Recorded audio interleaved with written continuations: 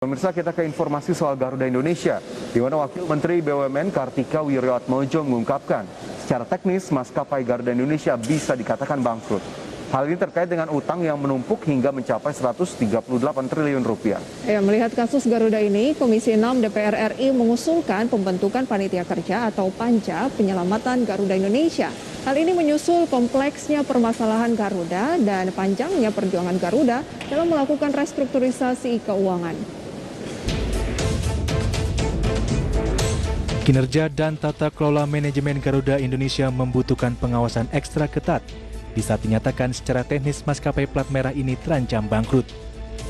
Anggota Komisi 6 DPR RI Andre Rosiade meminta pemerintah fokus dalam penyelamatan maskapai Garuda Indonesia. Fokus tersebut harus ditujukan pemerintah mulai dari melakukan restrukturisasi utang hingga menekan biaya operasional maskapai. Dengan kompleksnya permasalahan Garuda Indonesia dan panjangnya proses restrukturisasi utang, Komisi 6 DPR RI meminta adanya pengawasan dalam proses penyelamatan Garuda agar berjalan dengan lancar.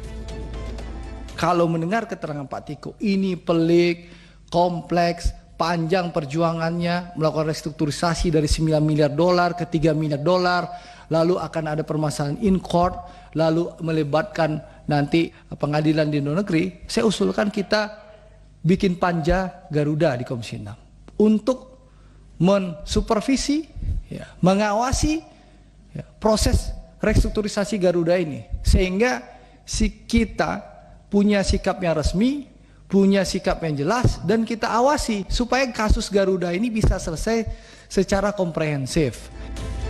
Selain membentuk panja penyelamatan Garuda, Komisi 6 DPR juga meminta kepada pemerintah agar dapat melaporkan secara resmi pejabat Garuda Indonesia yang melakukan tanda tangan kontrak penyewaan pesawat beberapa tahun lalu, yang menyebabkan tingginya tingkat kerugian Garuda Indonesia saat ini. Dari Jakarta, Ricky Anwardi untuk IDX Channel.